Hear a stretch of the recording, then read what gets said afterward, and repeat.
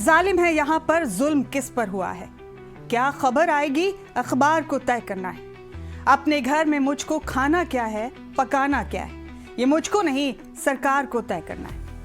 राहत इंदौरी साहब को मैंने क्यों कोट किया, मेरी वीडियो आप देखेंगे तो आपको समझ में आ जाएगा। आज बात होगी बांग्लादेश में अकलियतों यानी अल्पसंख्यकों पर हो रहे जुल्म की, या खुलकर बोलूं तो हिंदू भाइयों पर हो रहे जुल्म की। जिस तरह वहां पर एक दलित हिंदू भाई दीपू चंद्र दास को वहशी भेड़ियों के एक झुंड ने जिंदा जला दिया, वो किसी भी तरह से नाकाबिले बर्दाश्त है। उसकी जितनी भी मजम्मत की जाए, जितनी भी निंदा की जाए, उतनी ही कम है।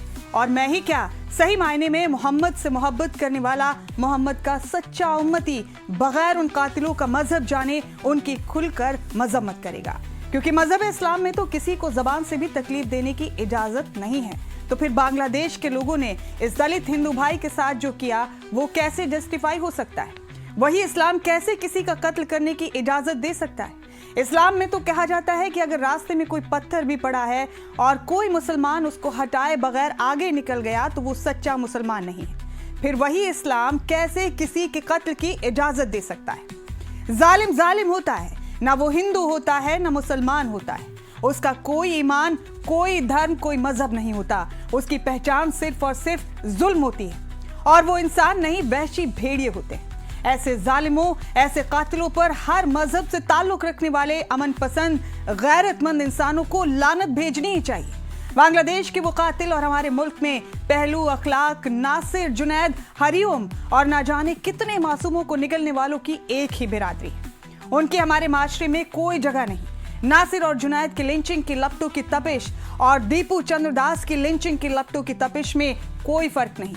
ऐसी आग सिर्फ सियासत को रोशन कर सकती है। बिना किसी का मजहब जाने ऐसे नासूरों की खुलकर मजम्मत करनी चाहिए, चाहे वो कातिल हमारे मुल्क के हों या बांग्लादेश के। ऐसे मजालिम पर खामोश रहने वाला हर एक शख्स बराबर का कसूरवार है, क्योंकि हमारी और आपकी खामोशी ऐसे जानवरों की हौसला अफजाई करती।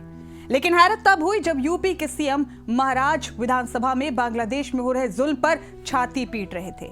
जो महाराज अपने सूबे में एक मासूम दलित हरिओम के कत्ल पर एक लफ्ज नहीं बोले, वही सीएम गैर मुल्क के दलित की मौत पर विधानसभा में दहाड़ रहे थे। आपकी यही दहाड़, आपकी यही बेचैनी हरिओम, अखलाक और आपकी रहबरी में आपके सूबे के ना जाने कितने मासूमों की लिंचिंग पर कहां चली गई थी? महाराज जी, अगर आपके दिल में दलित प्रेम कुछ ज्यादा ही उमड़ रहा है तो सबसे पहले अपने सूबे के उन्नाव की उस बेटी को इंसाफ दिलाइए जो अपने रेपिस्ट को सजा दिलवाने के लिए राजधानी में सबसे बड़े हिंदू सम्राट की नाक के नीचे दिसंबर की खौफनाक ठंड में दर दर की ठोकरें खाने पर मजबूर है। आपने बांग्लादेश के दीपू की मौत पर छाती पीटने का हक उसी दिन खो दिया था जब आपकी हुकूमत अखलाक के कातिलों की रिहाई के लिए कोर्ट पहुंच गई थी। आप ही क्या, हर वो शख्स बांग्लादेश के दीपू के कत्ल पर आंसू बहाने का इख्तियार खो चुका है जिन्होंने अपने मुल्क में मुसलमानों और दलितों की लिंचिंग पर अपनी जबान पर ताले जड़ लिए थे। आप तो मुसलमानों की लिंचिंग पर खामोश रहे, लेकिन दीपू की लिंचिंग पर हमारे उलमाए दीन मोहतरम महमूद मदनी साहब और सियासी हस्ती असदुद्दीन ओवैसी न सिर्फ खुलकर बोल रहे हैं, बल्कि उनके साथ साथ हम सब बांग्लादेश के कातिलों की खुलकर मजम्मत करते हैं और साफ कहते हैं कि ऐसे जानवरों को खुलेआम फांसी पर लटका देना चाहिए। अगर दलितों के लिए आपके दिल में इतनी ही मोहब्बत है योगी जी, तो जाइए और उन्नाव की उस पीड़िता बेटी को गले लगा लीजिए, उसके सर पर हाथ रख दीजिए और कुलदीप सेंगर के खिलाफ फिर से कोर्ट पहुंचकर उसकी जमानत को कैंसिल कराइए।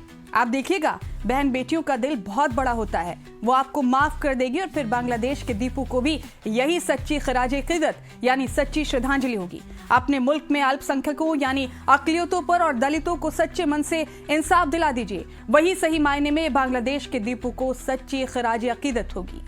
जय हिंद, जय भारत।